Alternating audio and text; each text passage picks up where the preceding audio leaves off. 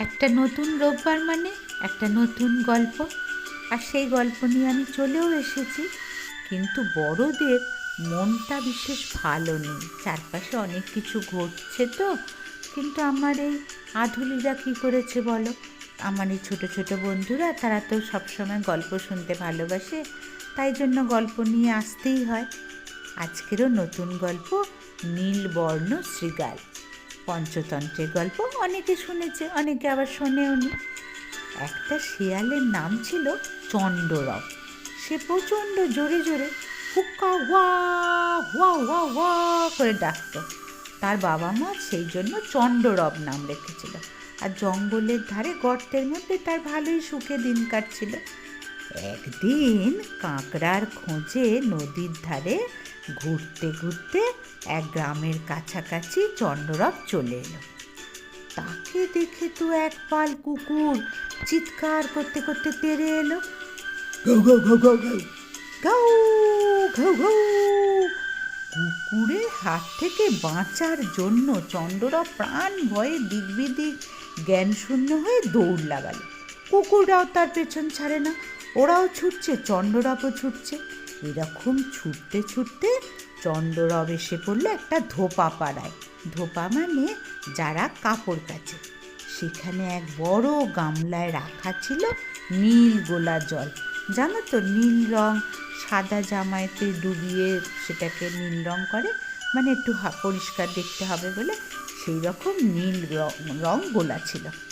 চণ্ডরব সেইটার ভেতর ঢুকে পড়েছে, মুখটুকু শুধু বার করে রয়েছে যাতে কেউ দেখতে না পায়। চণ্ডরব মনে মনে ভাবলো ভালোই হয়েছে। সে নাকটুকু বার করে দেখছে, কুকুররা তাকে কোথাও খুঁজে পেল না। তারপর রাত হতে চণ্ডরব সেখান থেকে গামলা থেকে বেরোলো, বেরিয়ে বনের ভেতর ঢুকে গেল। কিন্তু সেখানে তো আবার অন্য প্রবলেম। অন্যান্য পশুরা তার দিকে অবাক চোখে দেখছে, নিজেদের মধ্যে বলা বলিও করছে, দেখ দেখতে অনেকটা শিয়ালের মতো, কিন্তু গায়ের রং নীল, এটা আবার কি? চণ্ডরবকে কেউ চিনতে পারছে না। এমনকি সিংহ, হাতি, গন্ডারের মতো শক্তিমান পশুরাও চণ্ডরবকে ভয়ে এড়িয়ে যেতে লাগলো। ওরা ভাবছে কি এটা একটা নতুন কোনো পশু এসেছে। কিন্তু এভাবে তো চলে না। তাই বনের সমস্ত পশু একদিন সাহস সঞ্চয় করে চণ্ডরবের কাছে এসে বলল, প্রভু আপনি কে? কোথা থেকে এসছেন? চণ্ডরব তো ততদিনে বুঝে ফেলেছে যে পশুরা তাকে চিনতে পারেনি। সে প্রচণ্ড একটা ভারী ব্যাপার নিজের মধ্যে নিয়ে বলল, আমার নাম কুকুদ্রম। আমি স্বর্গ থেকে আসছি। তোমাদের পালন করার জন্য স্বয়ং ব্রহ্মা আমায় সৃষ্টি করেছেন।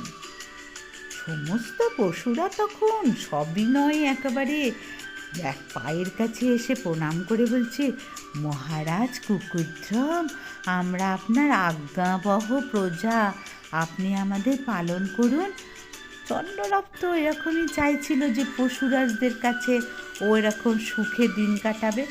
তাতে কি হলো, বাঘ সিংহরা শিকার করে আনে আর চণ্ডরবের কাছে দিয়ে যায়। চণ্ডরব তাড়িয়ে তাড়িয়ে মাংস খায়, কিন্তু নিজের আওয়াজটা বার করে না। বাকিটা প্রসাদ হিসেবে সবাইকে বিলিয়ে টিলিয়ে দেয়। একদিন বিকেলে পশুদের সভা বসেছে। চণ্ডরব সিংহাসনে বসে সবার অভাব অভিযোগ মন দিয়ে শুনছে। একটা বিশাল ব্যাপার, আমি হচ্ছি এখন বনের রাজা, এরকম ব্যাপার স্যাপার। এভাবে বিকেল গড়িয়ে সন্ধে হলো, সভা প্রায় শেষের দিকে। এমন সময় দূরে একদল শেয়াল হুক্কা ওয়া ওয়া ওয়া, নিজের জাতের আওয়াজ চণ্ডরব তো শুনতে পেয়েছে, মনটা উতলা হচ্ছে। তারও ইচ্ছে হচ্ছে তা ডাকে, কিন্তু ডাকলে তো সবাই বুঝে যাবে। কিচ্ছু বলছে না, চুপচাপ সভায়েতে বসে রয়েছে। শিয়ালরা আবারও ডেকে উঠল।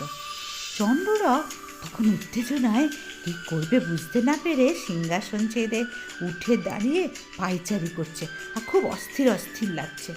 অন্য পশুরা ভাবছে, মহারাজ কুকুদ্রমের হলো কি? তিনি এমন কেন করছেন? কারণ তারা তো জানে সে একেবারে বিশাল ব্যাপারটা এর। এই করতে করতে তৃতীয়বার শিয়ালরা হুক্কা ওয়া ওয়া ওয়া ওয়া যেই ডেকেছে, আর চন্দ্ররথ থাকতে পারেনি, সেও ডেকে উঠেছে হুক্কা ওয়া। যেই বলেছে, বনের পশুরা বুঝতে পেরেছে, আরে এই যে মহারাজ কুকুদ্রম সেজে আছে একটা শেয়াল, পরিচয় গোপন করে আমাদের উপর রাজত্ব করছিল, ধর বেটাকে ধর ধর ধর বলে চন্দ্ররথকে সবাই মিলে আক্রমণ করে তারপর তাকে মেরে ফেলেছে। তাহলে কি বুঝলে বলো? অতি চালাকের গলায় দড়ি, বেশি চালাকি করতে নেই। তুমি একদিন না একদিন তো ধরা পড়বেই চালাকি করলে, তাই না? গল্পটা শুনে লাইক দিও যদি তোমাদের ভালো লাগে, আর যারা নতুন তারা সাবস্ক্রাইব করো।